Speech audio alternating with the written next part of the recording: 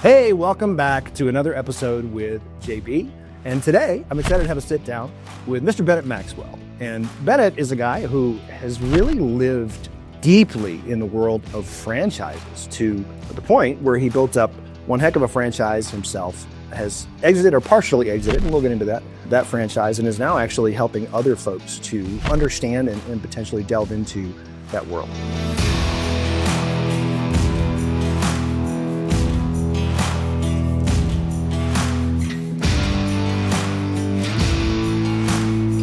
So first and foremost, as always, Bennett, welcome, and thanks so much for spending some time with me today. Yeah, JB, I'm happy to be here. Thanks for having me on. Awesome, man. So let's start with this. I always like to go to the beginning. So franchise and franchise development, still entrepreneurship in a slightly different way. There's some nuances to it. There's some tremendous benefits to it. But at the end of the day, you're still an entrepreneur. You still have the same DNA that every other entrepreneur has. And so what I'm wondering is, when you go back to young Bennett, what was it you think, if you can look back, that started to make you think, I might not be an employee or want to be an employee. I kind of want to do my own thing and I want to build my own life and control my own destiny. What were some of the things that went into that? Yeah, I think it was, one, the mindset of sales. I just grew up with that. One of 9 kids, single mom. Where in the 9 kids? This is very important. Birth order matters. Birth order is very important. Yeah, I was 7th. So she stopped carrying 3 kids before me. Dang. But just say stuff, that was a bad thing to say. She stopped paying as much attention. I have 3 kids, right? I pay way more attention to, my first than my third. I can't imagine if I had 9. I'm just like, oh, another one? Yeah. At that point, did you guys kind of start getting delegated, like the older ones would sort of help raise the younger ones? Oh yeah, for sure. But I had a brother 2 years older than me, 2 years younger than me, 4 years younger than me. So we were always doing crap together, selling candy bars, shaved ice, lemonade, snow shovels, lawn aeration, all of that in like elementary, junior high, door to door, whatever. So you were hustling. I was hustling. So, and then I went, and same thing to pay for football, wrestling, rugby. Those are the 3 sports that I played in high school. You have to have a few $100 or go sell cookie dough, go sell starving student discount cards, go cold knock businesses and sell a banner. So I got into that and I was just like, that's I can so relate to this, by the way, as a football player, a wrestler. I didn't do rugby. I was a baseball player, but also as a dad with my older son, all of the things that you just said still happen today. Yeah. So it's like, go sell your 20 cases of cookie dough for $20 and you pay for everything. So I'm like, oh, cool. So I was in that mentality of like, just go ask, get some no's, whatever. Right. Did Cutco for a little bit, a few months, served a 2-year Mormon mission, which was all, door-to-door sales pretty much, right? Yeah. Came home, living in Utah, everybody recruits you to go do door-to-door sales. It's the capital in the world because you have all these Mormons, right? And that's when it kind of clicked for me. It was, I'm going to be a doctor. I want to be a pediatrician. I was good at school, graduated high school with associates, started going to college. I had a semester left to graduate with my pre-med. And the vision was I want to be a pediatrician, make, $200,000 a year. That would be amazing, right? And then I did my first full summer of sales. I recruited people and I made $250,000 at 23, in 4 or 5 months. And I'm like, yeah, I like this better. And I like the concept of if you want to go make more money, 2 ways to do it: spend more time or be more proficient. And I, like the proficiency, but it's like, okay, cool. So if I want to make $250K a year, I don't have to work 60 hours as a doctor, and I don't have to go into 12 years of debt. So even though, again, it's kind of like it's an entrepreneur, right? I'm working for another company doing sales, but I'm a 1099 contractor on 100% commission, recruiting and managing other people that are 1099 contractors that are 100% commission. So if I can't recruit somebody, convince them to move out to North Carolina or to Chicago or to California, wherever we were going, and sell them on that and then train them on how to sell, then they have to go hit the doors. They can't get discouraged by all the FUs. Then if they make a sale, you make a little override, right? Yeah. But it's all performance based. So you are running your business. And then that kind of led me to a solar company, which I exited within 18 months, and then dove in full time to Dirty Dough, which is about 4 years now. Love it, man. So success leaves signs. And I was chuckling a little bit when you were talking because there's a lot of parallel in our stories. I also sold Cutco knives sort of between that high school, college time. Also worked for a company called Enterprise Rent a Car, which a lot of folks. So I've met probably the same as you, thousands of entrepreneurs, and they all have stories. There's all uniqueness to their story, but you do tend to find a surprising number of parallels and overlaps. And athletics in the background, a blue collar background in some way, shape, or form, or a background where you're exposed to the value of hard work and having to hustle. And then there's also a few companies that you see pop up over and over and over again in the early life of entrepreneurs. It's Cutco, it's Enterprise Rent-A-Car. Occasionally it's like copier sales, although that's becoming less and less common. But you also touched upon, really, you were learning to sell, and you said, get some no's. And to me as well, that was formative in my early youth. Now, I also was a hustler as a kid, and I've got a podcast episode out there about it that I almost didn't put out, but it's the truth, which was that at 14, growing up in Maine, didn't have a lot of money, similar to you, hustling all the time. We would chop wood, cut lawns, whatever was necessary. But I also figured a little niche that I did for about 6 months at 14 years old, where I was selling bootleg liquor to my friends from my parents' liquor bar.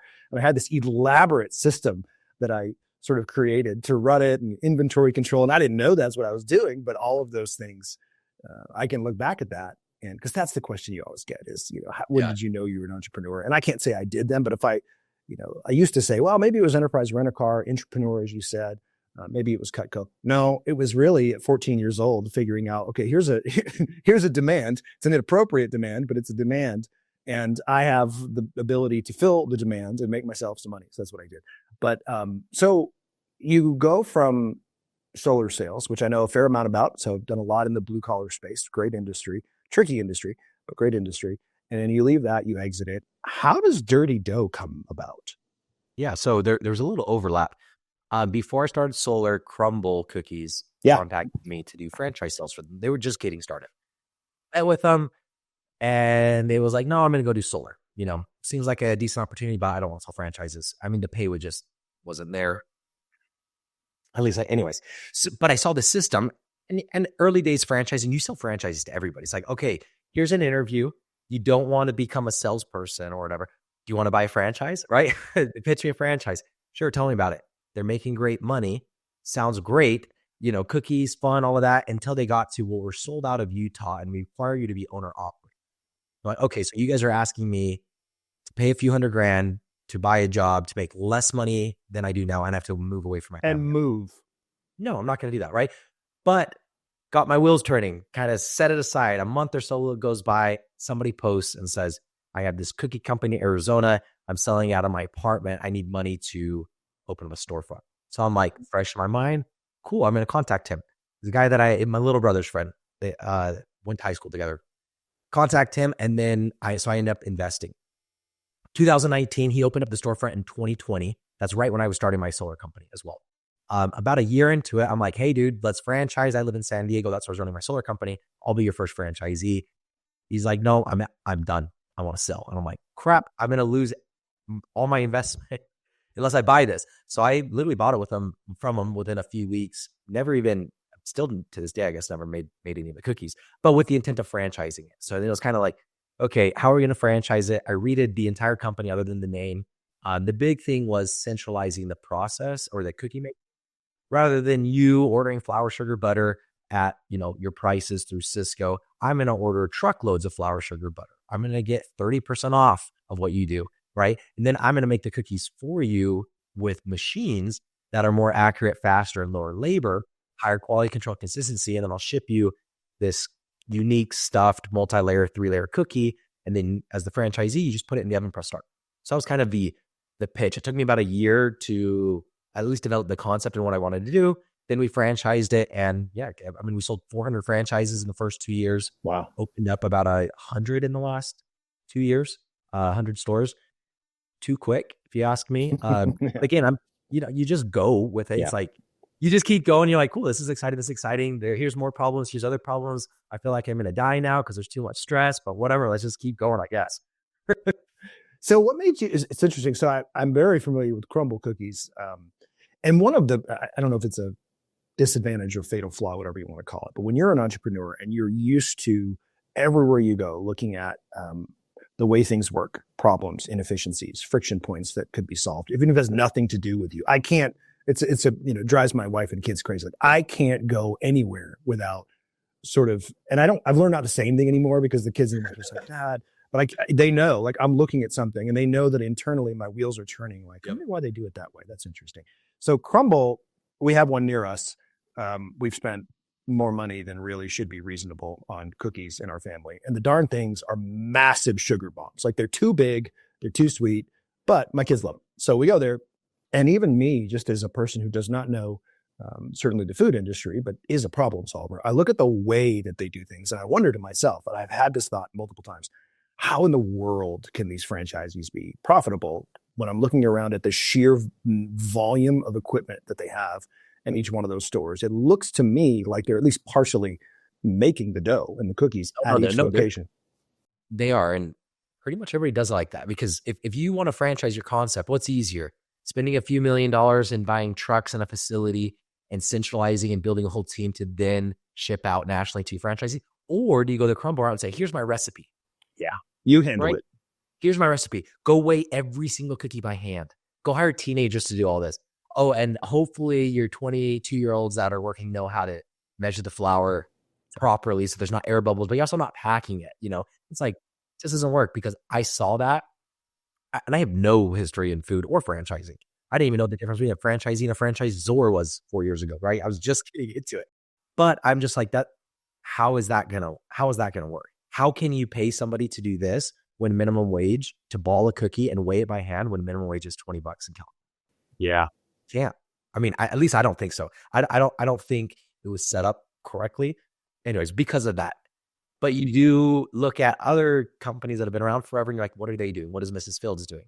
Centralized production, So it's like they've proven that they can get through all the downturns by having low cost. So for somebody without like a food background, it's just, how do you get your break even low as possible? And I think there's a lot of advantages coming with fresh eyes in an industry. It's like, no, they need to be made by hand because the customers need to see that. And I never crossed my mind. I was like, I don't care if somebody's making it or just putting it in the oven. I just want it fresh and I want it to smell good and that have no preservatives, right?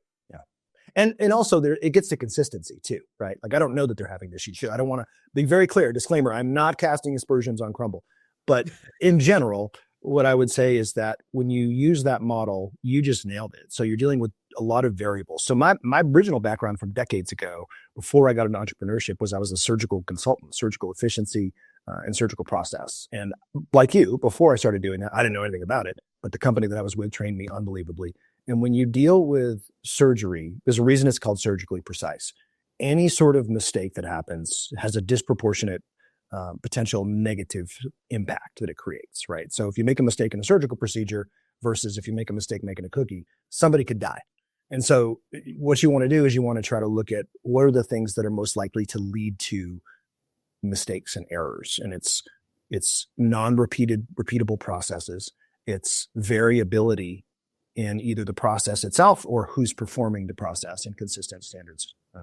And all those things I would think transfer to food. And so you're looking at, I think you're probably, you're a much younger guy than I am. So I remember being a kid growing up in Maine, and Dunkin' Donuts was big in Maine. Still is. It's a more national brand now. Dunkin', sorry, I can't even say donuts anymore. But growing up in the 80s, they were famous for these commercials with this old guy with a mustache where he would get up sleepily at 3 a.m. and say, time to make the donuts. Like, that was their brand. And because at that time, the stores themselves literally made the donuts. Dunkin' decades ago figured out exactly what you sort of intuited, which is incredible. With having no background in that industry, you just sort of intuited this, that it really isn't very efficient or cost effective, or it doesn't produce a reliable experience for us to have each individual owner operator making donuts in their facility. Plus there's a size constraint issue where the size of the facility has to be big enough to put all that equipment in. Someone has to do it.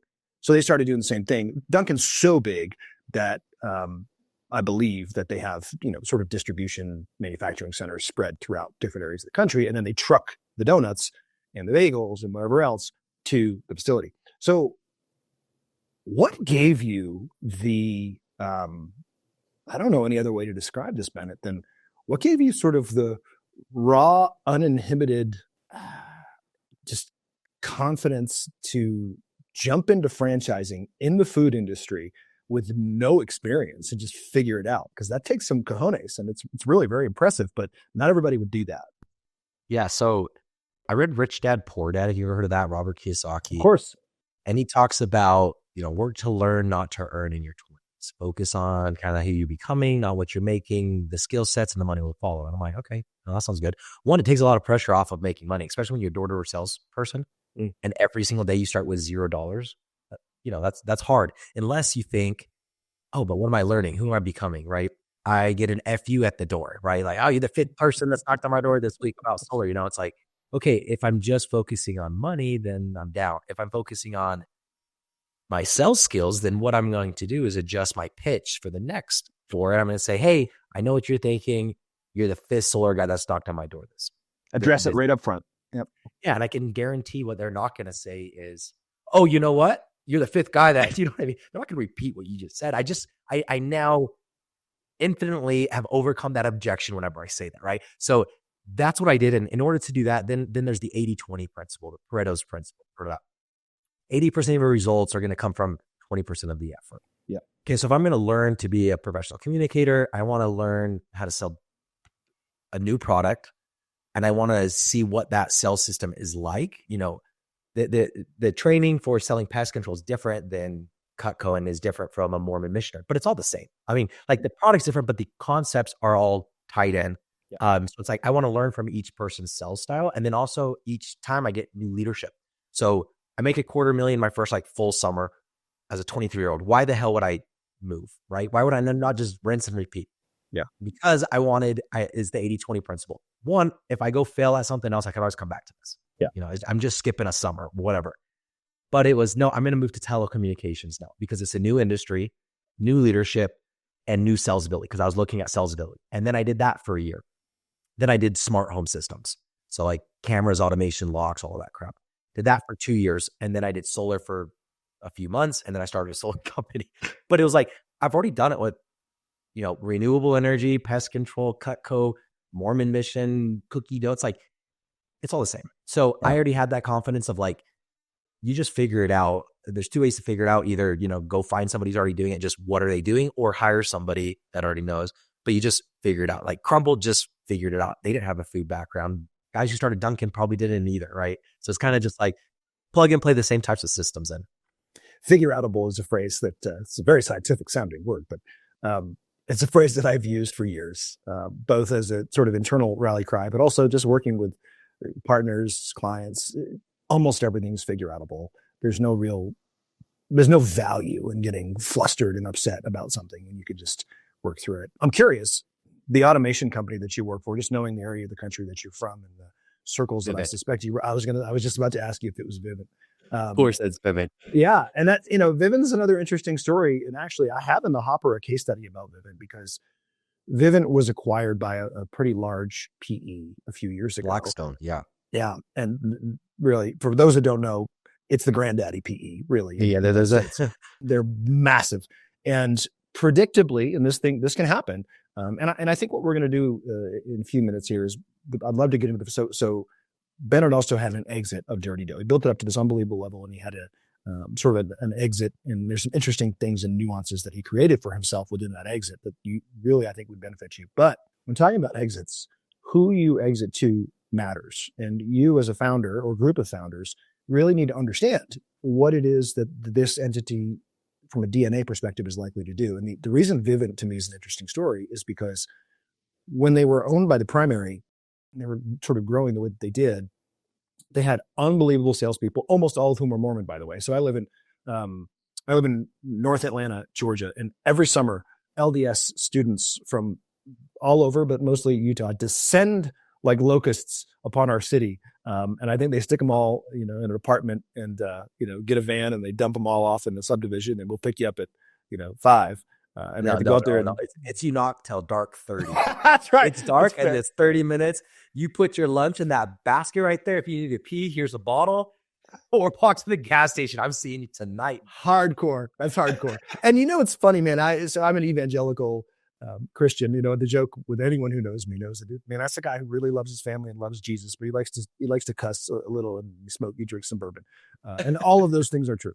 But because of that and because of where we are, sometimes there's some apprehension about some of the LDS folks coming into town. I love it because I'm an entrepreneur and I respect young people of any background who have the intestinal fortitude, to borrow an 80s wrestling term, to just door knock all day, get doors slammed in their face, get their knees scraped up. So I'm always the guy like, hey, you need something to eat? You need some water? What are you selling? And I'm asking them about them and their life. And there's you can see some of these kids, young kids that come to the door, and I've told several of them, you're going to be really successful in your life. I have no idea what that's going to look like for you, but you're going to be successful because these things that you're doing right now are sort of those signs of success that you'll see in the future. So Vivint, they had that sort of work hard culture, strong sales culture, but at the time they also had a, pretty strong customer service culture as well. And we were Vivint customers because some sweet Mormon kid came to the house. He recognized a mutual hustler. We hustled. I probably beat him up more than I needed to. He ended up giving me cash to do the deal, which was hilarious. And they were great for about a year. And then we started to notice a significant decrement to the quality of their service, the quality of the equipment, et cetera. And I remember looking at my wife and saying, I don't understand. It was so good. And now it's terrible. Like, we can't get a person. I said, I haven't been paying attention, but I wouldn't be surprised if they got acquired. And sure enough, I started doing some, I'm like, oh, they got acquired by BlackRock. And it's very predictable, the private equity playbook. When they acquire someone, the first thing they start to do is they're like, okay, we have a cash cow. We need to figure out ways to make it more attractive. So we need to start cutting costs. How do we cut costs? First thing is usually, we don't need all these customer service people. Let's just let's put it overseas. Let's make some of it AI and automated. And then let's cut the techs. We don't need as many techs. And I think that's what happened with them. But getting back to your story. So Dirty Dough, you build it up. You had 400 plus units. You figure it out as you go. You nailed, I think, something really important, which was very centralized production of the actual ingredient that you would then send out to the stores. And you're teaching them the things that a franchisor, and for those that don't know, he alluded to it earlier. Not everybody knows this. You don't need to feel dumb, but you don't. A franchisor is the parent company that is selling the franchises to people who are looking essentially, and I get in trouble for saying this all the time, make franchise people real mad, but they're selling you a job. That's not a bad thing. For some people, you don't want to work for a corporation. You sort of want to work for yourself, but you need something that's a soft bridge between those two things. And a franchise can be that for the right kind of person. Now, if you're somebody who wants to go out and do things exactly the way that you want, and you only are accountable to yourself and you want to make all decisions, franchise is probably not for you because there's some things in there that you're going to have to do. That's a bad personality fit. You have to know what you're looking for. But you do all this, you build it. At some point you decide, especially looking back at your history, another thing that sticks out is, I don't know this, I don't want to project on you because I have it. A lot of us who are entrepreneurs have some form spectrum-wise of ADHD. It's people view it as a disability. I view it as a superpower.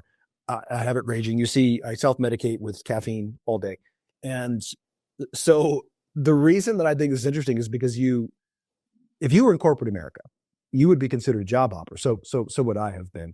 But the reality is, you look for compelling, difficult challenges that you want to work on that are interesting to you. You solve them. And then once they're solved to a certain point, it seems like you get to a point where it's like, all right, well, that was cool. Like, what else is there? What else can I do? So you decide to exit. I can get excited about something and start it, but see it through. Dirty Dough's the longest I've done anything. It was under 4 years. Yeah. On it. Which is eons in that space. Which is a long time. Yes, it is eons. No, I want to comment something on the who do you sell to as well. The BlackRock. I call them Blackstone, by the way, I think. Yeah. I didn't want to correct you, but you're good. Everybody knows. Some sort of hard surface that's black. Yes, some hard surface that's black. Anyways. So I've definitely seen, and that's been a worry, and that's always a worry, like, who am I going to sell to? Because it's not about, it's about making money, right? But at the end of the day, like, my responsibility first is to the franchisees. Like, they need to be taken care of. Second, to my investors, because I've raised money. And then third, me, right? Kind of in that order. So when I was looking at exiting, I did make that decision. I didn't go with like a big equity group that I've, kind of heard those time and time again. I tiptoed in, and I'll explain that in a second. But the Vivint was never profitable up until they sold, even though they sold for, I think it was, $2 billion. Because it was all growth. And I'm meeting with the owner. They were the Uber of home security. They have the best sales program in the. Unbelievable. And like I got called a puddle jumper or job. What'd you call it? A job hopper? Job hopper. But it's like, again, I mean, I could have, It's a boomer term. If I just stayed with pest control for 6 years instead of doing pest, telecommunications, smart home. Oh, I didn't know you did pest. I was going to mention it. Usually it's either I started with pest. Every year I upgraded to a different service with a higher ticket item. It was pest, satellite/internet. So like pest control, you can make like $200-$300, but you go sell 10 accounts in a day. Then you move up to satellite and you're making like, $400 to $600 and you're selling, 5-ish a day. I don't know. And then you move up to smart home and you're like, okay, now I'm making $800 to $1,000 and I could still sell 5 of these a day, or at least, 2 or 3. And then you move to solar and you're like, oh, I make $8,000 and I could still sell 1 of these a day. Like, sweet. But I didn't know that until you kind of, went through it all. So the Rich Dad Poor Dad says, do that in your 20s, right? Like just get as much as skill and knowledge as you can. And then you kind of go apply it to something. Okay. Back to the exit, I guess. I raised $9 million in the last 2 years, with 30 no history of raising money, just cold hitting up people on LinkedIn, using my same door-to-door communication strategies. That's how I raise money. One of the guys that I contact, Greg Majewski, he was the CEO of Jimmy John's during their rapid growth things. They just had a heck of an exit. Oh, no, I'm sorry. That was Jersey Mike's. Forgive me. Jersey Mike's, yeah. Jimmy John's did have, what's considered the number one exit in the last 30 years in food franchising. They've been the number one in food franchise measured by percentage growth for the last 3 decades. And he built that, right? So it's like, hey, Greg, do you want to invest? We had already, sold 100 or so. We were kind of past the point that they were investing. You'd proven concept. But you guys are doing this wrong. This is going to fail. This is doing good. I love that. And I hate that. And I'm like, who are you? Will you be an advisor? So I got him on my advisory board, gave him a percent equity over a 2-year vesting period. And as he's attending his advisory meetings, I'm like, wow, this guy's on a different level. I had great advisors, but nobody that's built the number one food franchise in the world, right? Nobody like that. Yep. So now I have him on the board. Last December 23, I'm just like, dude, we're going too fast. I'm over my head. What do we do? And he says, let me come on. I'll take it over. If it goes well, then, we'll buy it. So I gave him management control last December 23. And then he ended up acquiring Dirty Dough September 30th. So basically 10 months into it. So it was kind of like, get him on as my advisor for about a year, let him run the company as CEO for 10 months and then sell it to him. Because again, it's who's going to take care of the franchisees better than anybody, right? It's somebody with the experience. Now, is everything perfect? Nothing's ever perfect, right? But I do think like that was where my head was. So I don't run into the customer service issues, right? That you just mentioned with Bennett. Man, what a brilliant approach that you took. And it goes to something that's been very important to me. And as part of my advisory work, it's something that I really try hard to get clients to understand, which is sort of the idea that you want to crawl, walk, and run. Yeah. And, to mix metaphors, you want to date before you get married. And you sort of backdoored your way into getting to know this person, recognizing, oh my goodness, this guy knows a lot more than me, which took, by the way, humility is a sneakily important trait that, unless you're 30 years old, never been in food and franchising, and you're speaking to the CEO, Jimmy John's, you're just like, I'm an idiot. Yeah, you don't know. Recognize how dumb I am compared to you. Yeah. So you bring him in, you get to know him, you get to see what he can do. And then you recognize, okay, gosh, with the commitment that I have to these franchisees, the commitment that I have to the brand, and also knowing what my own ceiling is as far as my ability to, I was great at getting it here, but now it needs to go to here. And I might not be the right person to bridge the gap between where it is and where it needs to go. And this guy clearly has done that. So what a brilliant move. So you make the change, you exit. And Ben and I were kind of chuckling a little bit before we started recording in that, when you make an exit, one of the sneakily important things to think about is not just the money. The money tends to take care of itself. There's negotiations that go back and forth with both the total amount that's paid for an exit, the way that money is paid in terms of how it's structured, how long it takes to get the money, performance benchmarks, etc. But a sneaky thing is, and this is all over the place, I've seen it done a lot of ways. There's a true and full exit, which doesn't happen as often anymore. And that's where, a third party, whether that's a private equity, family office, or a strategic, whatever competitor, acquires the whole thing and says, hey, thank you so much. Here's your money. Deuces. Yep. Or what is more common is there's at least a period of time where the founder stays on either in a employment type role and they take a position within this new, much larger entity, or there's a sort of consulting add-on and tag-along that goes to it. Knowing your personality really well, not just you, but anybody, is really the most important driver as to how to make that decision. Knowing what you like to do, what you don't like to do, what are the non-negotiables for you, your family situation, what's going on in your personal life, and sort of the energy level that you have after. Because a lot of times, by the time someone goes to exit, the energy level maybe isn't what it once was. And so, yeah. So how did you navigate through that situation? And to the degree that you're comfortable sharing, what worked for you? When I exited solar, I had something like that. You know, they kept me on a salary. I was supposed to attend a meeting and I had a few $100,000 in stock. When I got my first advisor for Dirty Dough, he told me he wouldn't be my advisor once I walked away because the transition time going back and forth and the distraction, he's just like, no. And I really wanted this guy to be my advisor. And it was a good decision. He said, you cut out for a second there. He said he wouldn't be your advisor if you continue with the solar. Is that what you're saying? Yeah. Cause I told him I just sold it, but I did have a contract. Got it. I was on a salary and I had some stock that was vesting. He can't serve two masters. Yeah. And I'm like, no, John, you don't understand. This is only an hour a week, you know? And he's like, I mean, in his mind, this is probably what he said. He's like, no, you don't understand. I built a company that IPO'd for $30 billion. Like, who the hell are you telling me? I don't, you know? But anyways, I listened to him and that was good advice, getting John on there. So I kind of went through that. I walked away from it all. Now I think they gave me like 350,000 shares and it was worth like $2 a share, but then it was 6. Go look it up right now. It's worth 0.0001 cent. It's like $30, but it doesn't matter because they gave that. I walked away from it all. Right. Yeah. So that was cool. Okay. So now with Craveworthy, I have to be my own boss. I don't work 40 hours a week unless I'm like really wanting to work 40 hours that week. For sure, not more. I'm never going to miss a kindergarten graduation, any school play, anything. I'm just whatever.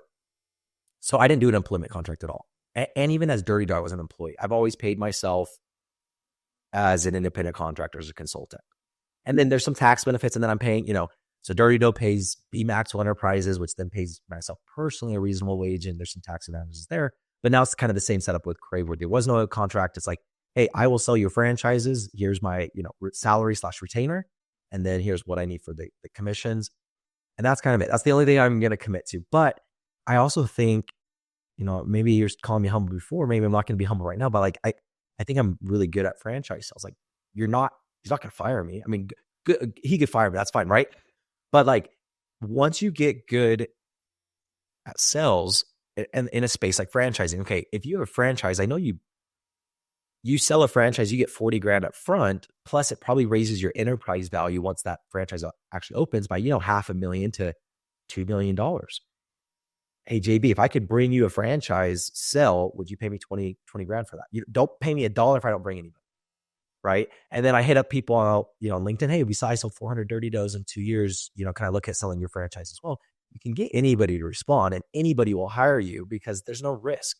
So I kind of am also in that position. I don't need an employment contract to protect me from the salary because I'm not worried about getting fired or whatever, I guess. Because it's like I have this skill and I know how to present it in a way that, like, again, anybody will hire you and say, yeah, if you increase my enterprise value by $1 million and give me $40,000 up front, yeah, I'll give you $20,000 back. It's like, okay, cool.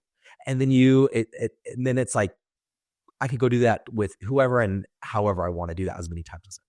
So that kind of, again, gives you a little bit of breathing room, I guess.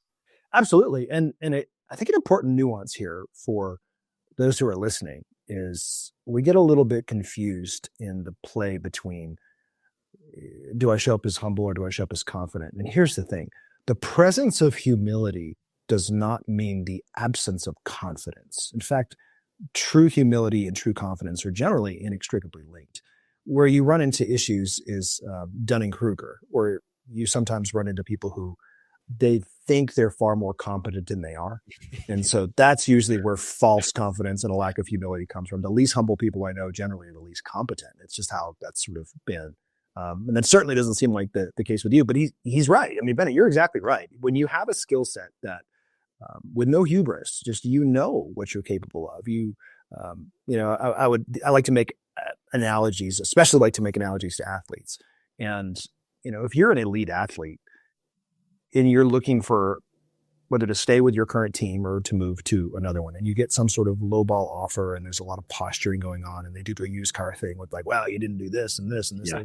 The reality is, you know objectively what your worth is and what you're capable of, and there's no, it doesn't have to get contentious, but you can sort of hold your ground and say, yeah, sure, you could get rid of me, but who's going to do X, Y, and Z that I do for you? And are they going to do it, at that same level? So sounds like you've really built yourself a beautiful situation.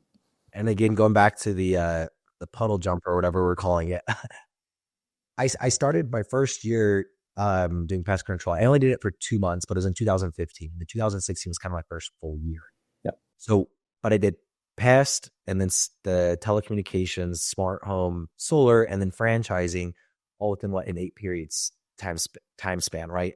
But all 5 industries, I've been able to do multiple million in sales year 1.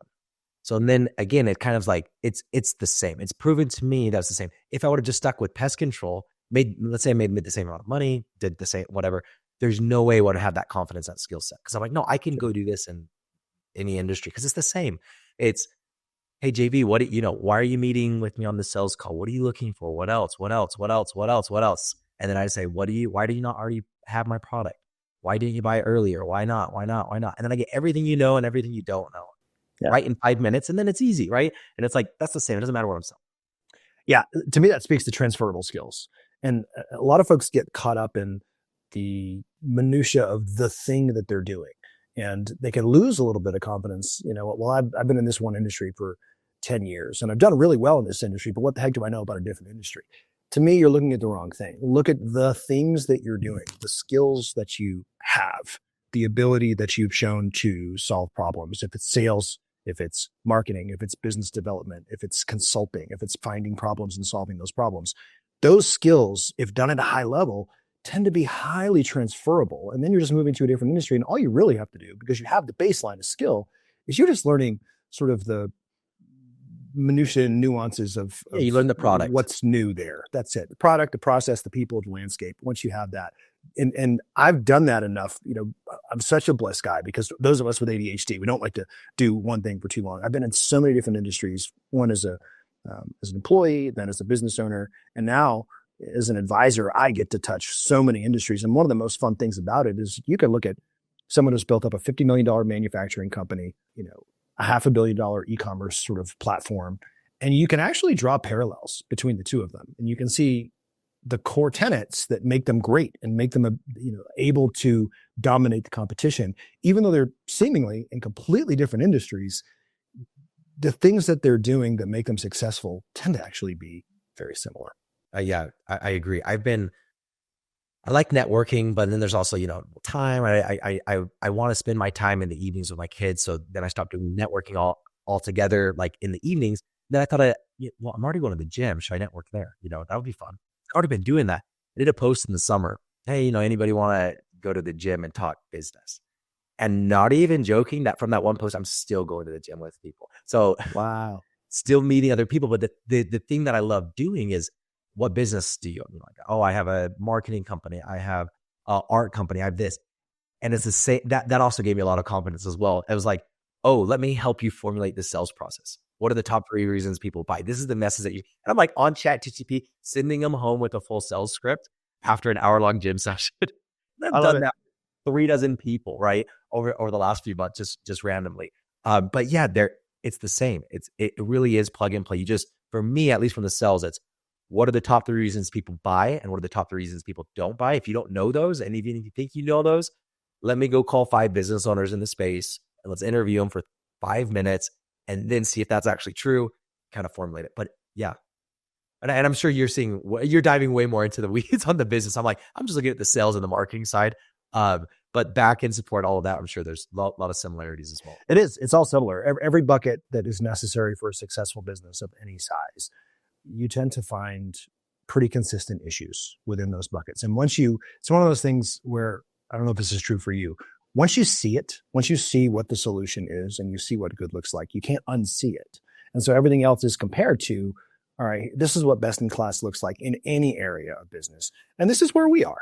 So really all we need to do is to bridge the delta between those two things. And I would say my least favorite question with folks is like, well, what do you do? Because what I do is, if I actually told you, it's the most boring, like dry sounding term ever when you're, an M&A advisor or value acceleration advisor. The truth is, what I really am is a PPS. I'm a professional problem solver. I'm just really good at it. That's what I do. That's what I've done my entire career. So we can overthink some of these things. And I love what you said about getting to meet folks and similar. I've had so many, I've had deals that came to me in a grocery store in the produce aisle. I've had deals happen in a first class seat with the person sitting next to me. If you've got 4 hours and there's a person sitting next to you, and you strike up a conversation and they're a business person too, things tend to happen. And so, like you, one of my favorite things to do is just to give value, with no expectation of return. Like, hey, because I like to solve problems. And it's funny, they think that I'm doing them a favor by saying, hey, here are the 2 or 3 things that I think you could do that might help you. The reality is they're kind of doing me a favor because it gives me and my brain something to chew on, which is really all I'm ever looking for. What I would like to dive into a little bit, because you mentioned it a few times, and I'll lead with this. It's not a surprise to anyone who knows me or listens to me. I identify myself as a husband, father, and follower of Jesus who just happens to own and run businesses. A lot of men in particular, I'll say that we own this a little bit more than women, tend to, and I was this years ago, tend to identify ourselves as business owners and grinders and whatever, who also just so happen to be a dad and a husband. I'm sensing from you that it's the former and that you align a little bit more, but tell me a little bit about your family life and if your situation is anything like mine, being married to or the child of someone like you or me is a different experience. And so what's that family dynamic like? So I've been married 9 years. I have 3 kids. Zone defense. You got to, as soon as that third one hits, you can't play man to man. You got to go zone. Yeah. So we have 3, 6, and 7. 2 girls and a boy. And when I had my solar company, I was just, I wanted $1 million. I want to be a millionaire before I was 30 because whatever. I don't know. That was the goal. I got up to 310 pounds. I was roommates with my wife. I'm thought we had a great. Did you just say you got up to 310 pounds? Like you weighed 310 pounds? I weighed 310 pounds at 5'8". It's those damn cookies. It's those cookies. No, this is before the cookies even. This is solar because I didn't, and door to door, I'm just like, do I want to walk? Do I want to drive 8 minutes to the gas station, take 5 minutes to go to the bathroom, get a snack, drive 8 minutes back, or I could probably make $200 and I'm just going to pee in this bottle. And I would always pee in the bottle and then eat fast food rather than go get, you know what I mean? So because it was like, no, I just want to meet this goal. Well, I never really defined what the goal was, right? It's $1 million, but why? Yes. It was $1 million so I could have more free time, so I could go on vacation. And on vacation, I happen to be with my family. Turns out family is what makes me happy. So I sell the company, feel amazing, and then I feel normal again after. And I'm like, shit, why did I just waste all of this? The last, luckily it was only a year or so, but like, why did I waste that year of like being absent from my family to then be present with them later? Like, what? Why would I How ever does that give up make something sense? that I have now to have later? It's like, I already have it. I don't need to sacrifice family time today to have it in the future. I already have it and I will always have it if I just work normal hours. And what are normal hours? 40 hours or 30 or whatever I want to work, right? But I just set 40 as kind of the max. So I started seeing a therapist. Hey, why do I say my family and my fitness and my health is so important? But if you look at my calendar, I don't spend any time. And then it started diving into the emotional side. I'm like, no, I don't even have emotions. I'm so logical. I don't have intuition. And then diving deeper into it, I'm like, wait a second.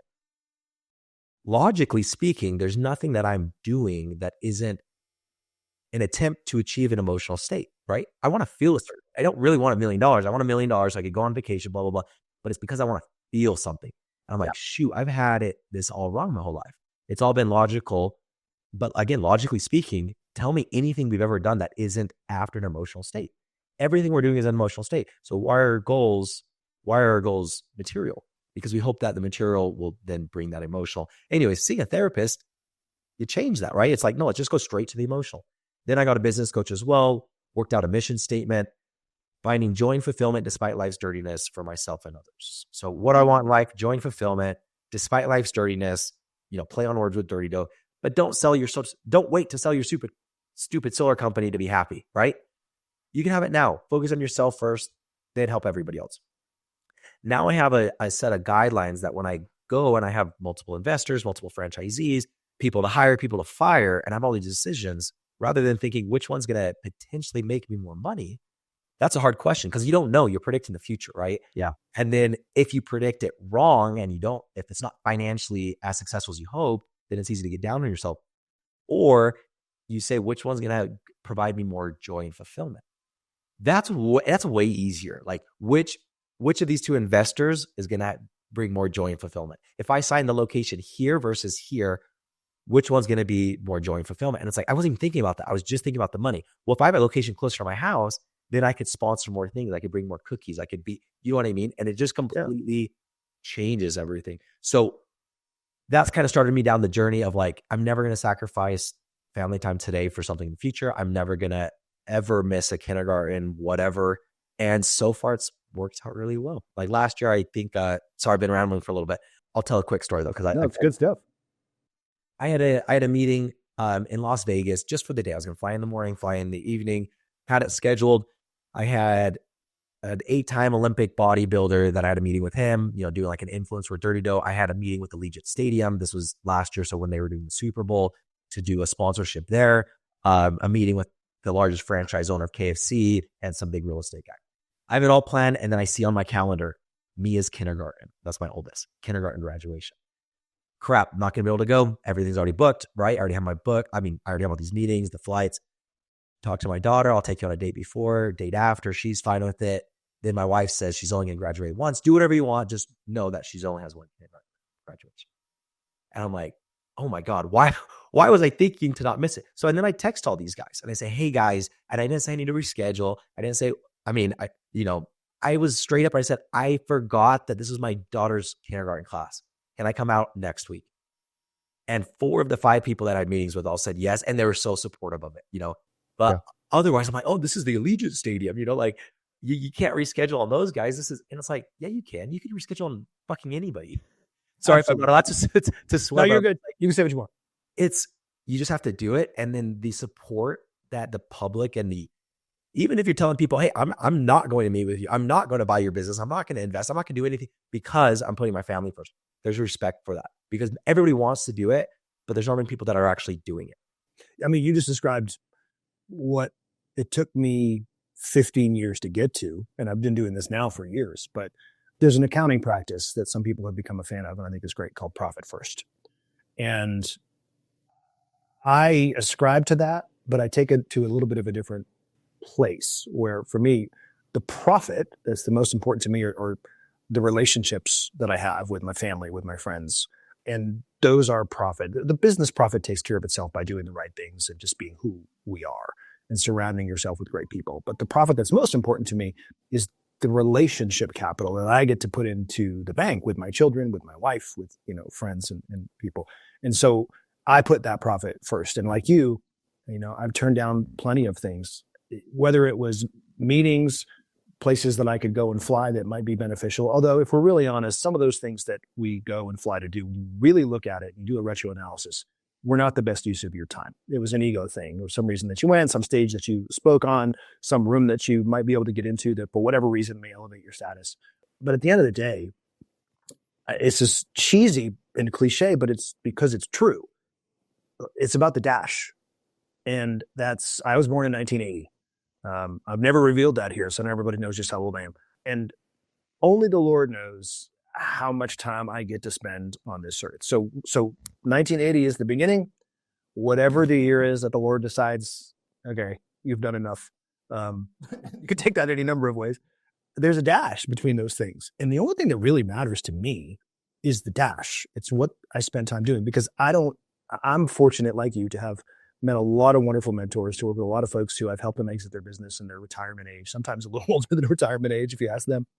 And not one man, not one woman has looked back on their career, nearing the end of their life and said to me, gosh, I wish I'd worked harder. I wish I'd taken more meetings. I wish that I had seen my children less. Usually it's the opposite. Usually there's some repair that has to happen in relationships that were broken. That's like the biggest regret.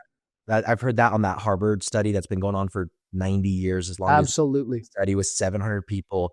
They found that the biggest indication of how long you live is the closeness of your relationships. And then the regret was not spending times with loved ones, and nobody was regretting. And it's so funny because it's like, we know that, right? Do we know anybody that says, I wish I worked harder, But for whatever reason, it doesn't apply to us. And we're just stuck on this freaking hamster wheel until we either achieve enough to realize, shit, I'm not going anywhere. I just keep achieving, but I'm in the same spot. Or you die on the hamster wheel. You're like, the $1 billion is just around the corner. The satisfaction from external things is just around the corner. Yeah. So, well, and the reality is, it's never enough. And that's a lesson that I learned the hard way in my late 20s, similar to you.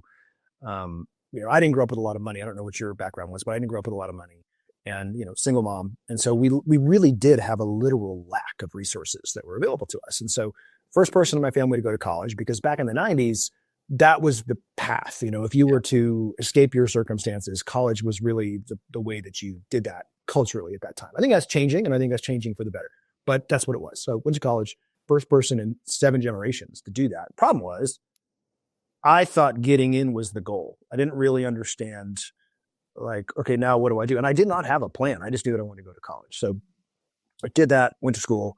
And what I figured out was every time I would make a little bit more money, right? So in college, if I did some little side hustle and I got another $20 that week, well, that $20 actually did make a meaningful improvement in my quality of life and my baseline happiness, because what that meant was, oh, shoot, I can get 3 pizzas for $7 at this place called Spanky's, which in retrospect is really sketchy. I can get, a 12-pack of beer and I can hang out with my buddies. Then I get a part-time job bartending, and I'm maybe making $100 extra per week. Well, that $100, again, now I can get a car, not a good car, but I can get a car and have some transportation. I have a little bit of extra spending money. And then I go kind of full-time at Enterprise, rent a car, and I'm doing full-time Enterprise rent-a-car work, and I'm still balancing a course load. And, I think it was $17 an hour, which for back then was really good. Yeah. And again, now I can take my then fiance, now wife, out to dinner. I can pay some of the bills myself instead of dumping them on student loans, and I can acquire these things. The issue is you start to directly correlate an increase in money to where you are in Maslow's hierarchy of needs, right? So you start to learn and wire yourself to think, okay, this additional money continuously happening, every time I make a little bit more money, I'm happier, I'm more satisfied, my life is better. The problem is, in my mid-20s, I leave college, I get into the mortgage industry, because at that time it was either, you went into copier sales, mortgage sales, financial sales, or maybe a few other things. That was the path, sales still. And for whatever reason, as a kid growing up, I remember I had $100,000 in my mind. I don't know why. And almost everybody that I ever talked to, that was their number too. And I thought that when I got to $100,000, because I was convinced, I think I was right, I didn't know anybody growing up in a mill town in Podunk, Maine that made $100,000 a year. Maybe the CEO of the local paper mill, maybe. Yeah. And I thought that if I got to $100,000, I would be rich. I would have no problems. Life would be easy street. And at 25, 26, I did that. And I remember thinking, shoot, I don't know that I've ever in my entire life felt more empty, disappointed, and hollow than that moment, because I was like, wait a second, I made this money. Why am I not feeling that same dopamine rush and increase in joy that I felt when I made that extra $20 my freshman year of college? And at that time, I remember, I know what the problem is. I'm not buying the right stuff. So I started going out and buying cool things. So, I did the BMW. I bought, and I still have it to this day, I bought the ugliest $4,000 like rap video watch you have ever seen. It was hideous. And I keep it to this day. Send me a picture of that. Send me a picture of that. I will. I did it because I'm like, okay, I'm not buying the right things. And if I buy the right things, I'll feel more aligned with what I'm doing. They would have got you on buying those Lambos and the BMWs. That's what they recruit you. They recruit like 22-year-olds. Like, you could buy a Lambo. And it's like, even if you made enough, why are you trying to get college kids to buy Lambos? Why would you do that? First of all, they're so uncomfortable. Having driven a Lambo and a McLaren, they're horrible vehicles to drive if you're just a normal guy. So so I have a really good friend, Eddie Malouf, He owns Bad Marketing. He's a really successful businessman. He's got this great agency not too far from me in Alpharetta. And he's a well-known guy, and he also invests in all sorts of different things. But the joke between us for years has been he's got 2 Lambos now, and he's been trying to get me to buy one. I'm like, Eddie, I'm 6'3", 250 pounds. I have 3 kids, all of whom play sports. I can't fit baseball gear in that thing, and this is going to jack up my lower back. I'm getting older. I drive at any given time, almost always, a 2 to 3 year old Suburban. I get the nicest Suburban they have, but it's a Suburban because my kids can throw stuff in there. If they dump crap on the seats, I don't care. I don't worry about where I park it, because if somebody dings it, it's not going to give me a coronary. But going back to that time, what I realized was that there's this peculiar relationship between Maslow's hierarchy of needs. And once your truly fundamental human needs are met, you have shelter, you have food, you have relationships, there's no longer a direct correlation between your joy and happiness and the additional amount of money that you make. And in some cases, that number is only like 80, or it was like 70 grand a few years ago. Yeah. So it's probably up to like 80 or 90 right now. Right. But they've done studies on it. And there's an actual number that says once you hit this number, you're happy enough. I mean, because it's once your needs are met, right? However that. Absolutely. And to young folks out there who are listening to Bennett and I talk, and they're like, well, yeah, it's easy for you guys to say you've already, well, here's the thing. Learn from maybe what we did. And I'll tell you, learn from my mistakes. And also I get the benefit of learning from the mistakes of other folks that I work with. So let's talk about Lambos for a second, because you brought it up. Right now, the Lambo lifestyle is all the rage. And young men in particular are very attracted to sexy, fast cars and the lifestyle that they think that portrays. What they don't understand, and I can go back to it. I won't name her. She's awesome, but I won't name her. I have a friend who had a Lamborghini a year ago. The amount of additional work and hassle that was required of her because she owned that car was so unappealing to me, because can't go over a speed bump, right? Can't go over a speed bump. If it breaks down, you have to cover it, because they don't like for them to be shown on the road being covered. She got into an accident that was no fault of her own. She wasn't even in the car. Somebody ran into it. Insurance companies have all these weird arcane rules about supercars. They will fight tooth and nail to have to repair the thing. They don't want to do it. The insurance is insane. Even the BMW that I had in 2005, it was a really sobering lesson when the windshield cracked. And it wasn't a bad crack, but it was enough. And I'm type A. So I was like, I can't have this crack in the windshield. I need to get this thing replaced. It was, at that time, it was $950 to replace the windshield, because you can't just replace the windshield in a performance car like that. There's this computer that's attached to the mirror that you also have to replace. And you can't just, so understand that there's nothing wrong with aspiration. Purchases made in celebration of abundance are beautiful. And if they're additive to your life, you should definitely do it. Purchases made trying to fill some sort of void and prove to other people who you are, those things take maintenance. They take money. They take energy to manage owning. So it's not necessarily super valuable, but we got a little off track, but I still think it's valuable. I mean, but I agree with all that though. Like, what's the point of having all of that? You could go down my path and say, I need $1 million because that's going to solve my problems. And then you can hit it, and then you can realize that it's it. Or the 6 figures. And I did the same thing. My number was also 6 figures. And then I made it. And I'm like, no, I need multiple 6 figures. Yeah. Yeah, I need more. I'm not getting the feeling I thought I would. It must be more. It just keeps going. And then you sell. I mean, I went through this with Dirty Doughs. As soon as I franchise, everything's going to be good, because then I can have franchise revenue. No, now I'm franchised, but I need to sell 10, because that's going to build the momentum. No, I need to sell 50. I need to sell 100. I need to open up my first store. How about once I open up my 1,000th store, all my problems are going to be fixed. Okay, not dozen, but at 50, because now we have scale, right? At 50 stores, everything's going to be perfect. And then you just keep achieving those, and you're just like, crap. More problems just keep arising. So then it's like, okay, 2 ways, to make myself happy. I could try to control the external world, my company, and every problem. And if I can do so just right, and I make sure that they are just performing the way that my brain likes it, then I'm happy. But as soon as the external world changes, that's the flaw, right? The external world doesn't stop changing. So then it's okay. If I'm chasing for an internal feeling of happiness, joy, fulfillment, whatever it is, by manipulating the external world, the math just doesn't work out. The formula doesn't work out, right? We're talking 2 different things here. And But unfortunately, you do typically have to make money. You have to buy the Lambo. You have to make money. And then like, oh crap, everybody was right. This is empty. I should be looking for an emotion, and I should be lowering expectations and just accepting life for what it is and not trying to control everything. At least that's the journey that I've been on, because I feel like I got crushed last year thinking, am I going to sell this for multiple 8 figures, or am I going to go bankrupt? Like, that is a little stressful in the mind. Stakes are high. If you're going to bed like that every night for 6 months, and at the same time, if I don't raise an extra 200,000 this month, my company's going under, like all of that crushed me.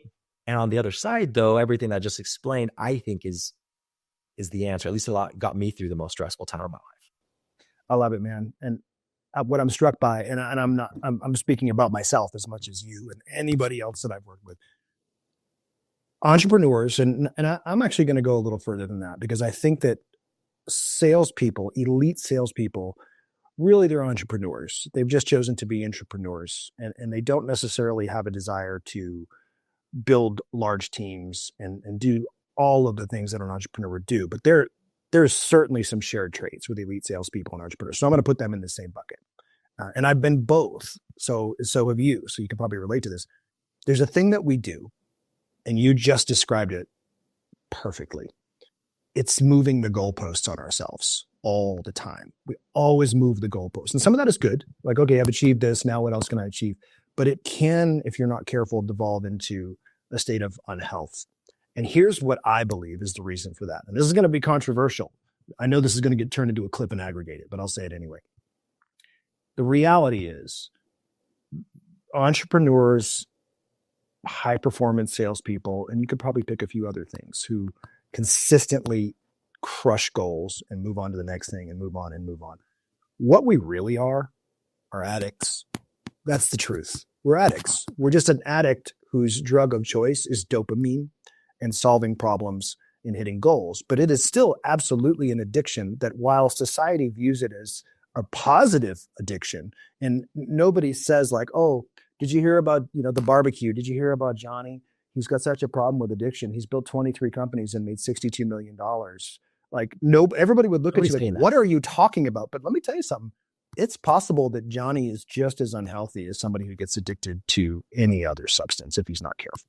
I mean, typically going that much into business and hyper growth, you are doing what I did with solar, right? I mean, I'm 120 pounds lighter than I was, because it was just, who cares about anything? I'm just going to achieve the freaking goal.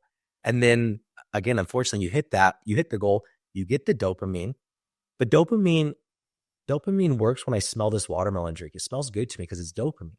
So that dopamine can't last, because then if I have sex later with my wife tonight, I need dopamine again. So this dopamine levels have to reset, and it does it super quick. So then I could go smell a flower, then I could go eat a piece of chicken. Dopamine is used for so many things that it gives it to you and then it goes away. That's how it's designed. That's how we can then feel the next dopamine. And then ADHD, the leading theory, at least I've seen, is a lack of dopamine. That's what's causing ADHD. And it's funny because I've never put that together until you brought up ADHD, and then you brought up we're addicts to dopamine. I'm like, that is what ADHD is, right? It's like, we don't have dopamine, so our brain has to go find the next dopamine as quickly as possible. So we're always trying to chase that dopamine, where a normal or traditional brain is able of, keeping that dopamine in their system a little bit longer, and they don't have to rotate from task to task. Anyways, I think that's really interesting to see if there is that a correlation, ADHD and dopamine addicts with entrepreneurship or salespeople. Oh, it is. There's some great, right? And I can send them to you. There's some great studies that I've been going, because I know I have 2 children with ADHD, and the third one's still 8, and it didn't manifest in the other 2 until then. They're all highly, highly intelligent. But when it's you just learn sort of micro adaptations that you take throughout your life, right? So I do have a subscription. Maybe I should. I have a prescription for Adderall. I very rarely take it. I only take it when I know that there's a concentrated period where I have to be fully focused and on, and I can't deviate for 4 or 5 hours. It doesn't happen that often because I created my own life. When you become a father and you start to recognize that your children have it, it creates a new importance to understand it.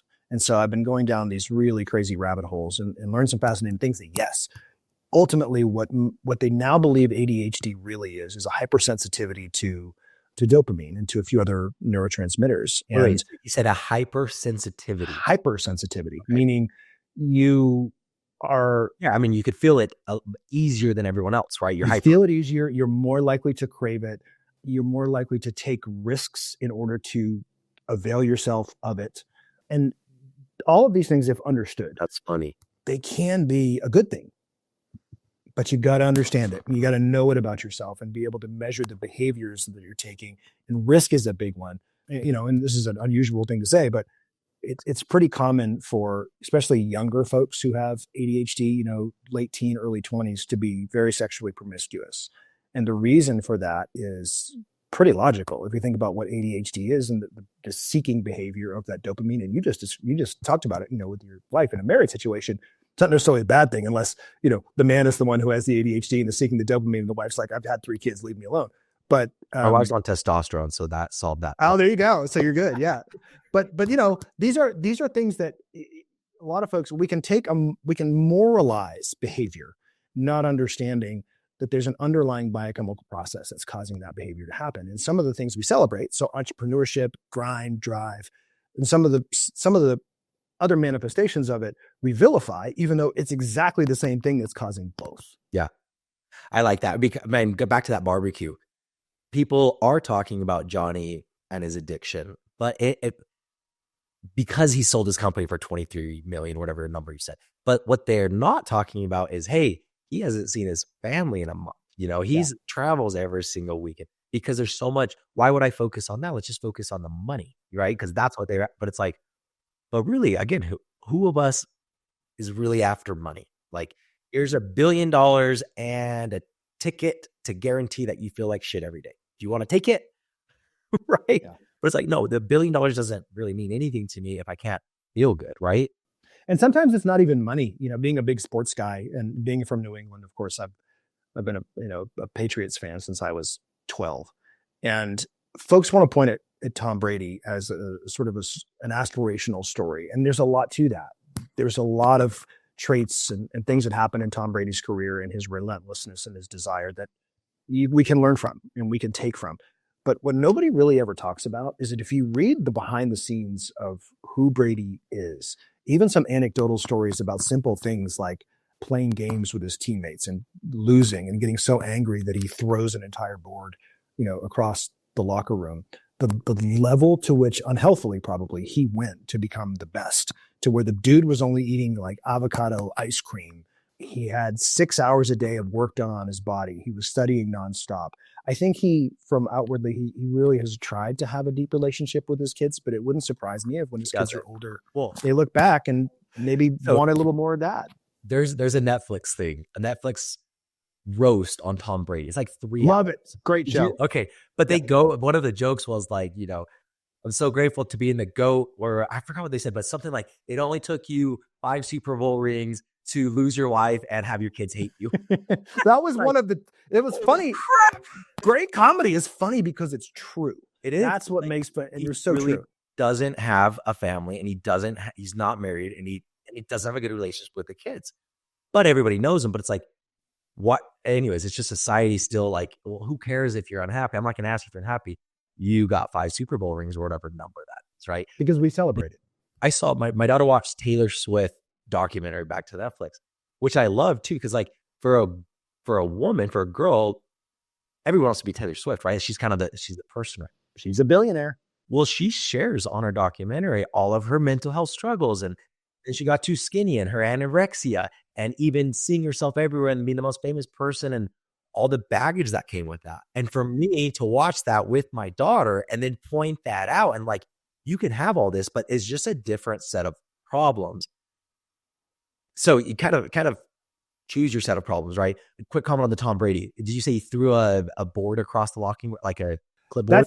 That's just one example. I think it was I think it might have been dominoes, and they were playing and he lost and he loses his mind. There's another story in Buffalo where the Patriots got snowed in after a game with the Bills, and Tom doesn't drink. It's pretty well known that he doesn't drink. He's very health conscious. But during his playing career, he made some cheeseburgers now, but he didn't then. Yeah. And there's a story where they were trying to goad him. The offensive linemen were trying to goad him. They went to some barbecue place as a team, and they were trying to goad him into a beer chugging contest to see who could drink a beer fastest.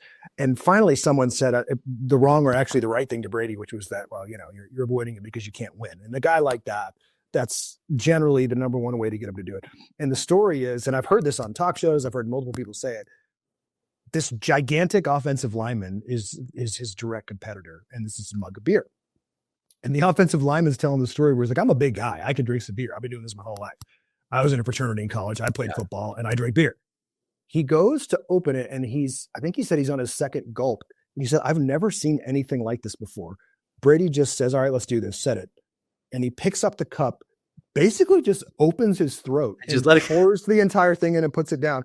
And the funniest part is Brady he stares at him with this look that the lineman describes as basically like, you really thought you were going to beat me at this? I'm Tom Brady.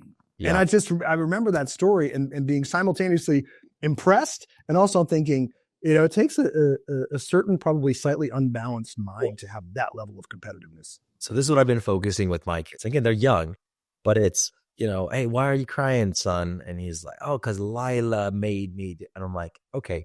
So now we're talking about having other people control you. It's like, that's totally fine. Lila can control you every time she hits you. She calls you stupid. She calls you whatever. Just know that whatever she wants to make you cry, she's in control, right? And it's about that control. So now I'm thinking about the Tom Brady. I'm like, to have all the money and the fame in the world, but you still let an offensive lineman like control that you had to go drink something for you to feel good and prove your worth to that. It's anyways. Now I'm just really set on that. Are you letting other people control you or are you controlling yourself? And then I love it. And then I look at all these other stories. I'm like, in my mind, I could be completely wrong, right? But I'm like, Tom Brady did not want to drink and he let that other guy control his decisions, right? And that's it. And life is about mastering the opposite. Nobody could control, no external thing or person should be able to control my internal environment, right? I should 100%. Reserve that right for myself, that I'm in control here. You guys control on the outside. Yeah, I talk a lot about sovereignty. It's one of the core tenets in the work that I do with folks is what we're really looking for most people, even if they think they want to exit their business. A lot of times I'll talk to somebody and the reason they want to exit isn't because they want to exit the business. It's because for any number of reasons, they have a deficit of personal sovereignty in their life, whether, they feel like they can be summoned by someone and they don't like that. The time that they have doesn't feel like their own, the direction of the company, any number of things. It's creating internal conflict where they feel a lack of sovereignty. And so working to start with that first. Okay, what would a sovereign life look like for you? What do you, when you wake up in the morning to when you go to sleep at night, what is it that you're actually doing? What do you not want to be doing that you're doing now?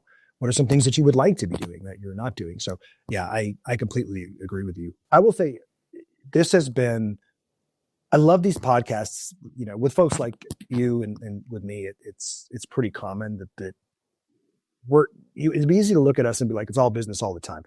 In my experience, it's not the truth at all. Most of us who reach any level of success go through that period and then realize, okay, there's a lot more to it. And we're pretty deep thinkers on, family, life, society, a number of things. So I think we've touched on some good things. But what I do want to do is give you an opportunity that, anything that you're working on that anybody listening might be like, I'd really like to talk to this guy about that. What are you excited about? What are you working on? How can folks, what would be a good person to reach out to you? And what would that look like? BennettMaxwell.com is my website and has links to all social medias. I post within all these topics every day on all channels. Mental health, work-life balance, having purpose in, your company, a lot on sales and business as well, building advisors. And then I have a podcast as well, Deeper Than Dough. We focus on the emotional side of the entrepreneur's journey, on setting those, again, emotional goals, not the material goals, in order to achieve that, which is fun. If you want to talk sales and you have a company that you want to figure out the best way to package your product and sell it, hit me up on social media and I'll walk you through. I love doing that. So like, JB, when you're talking about like, oh, you're providing all this value and this and that, I'm like, oh, that's where I was going before when I edited everything out.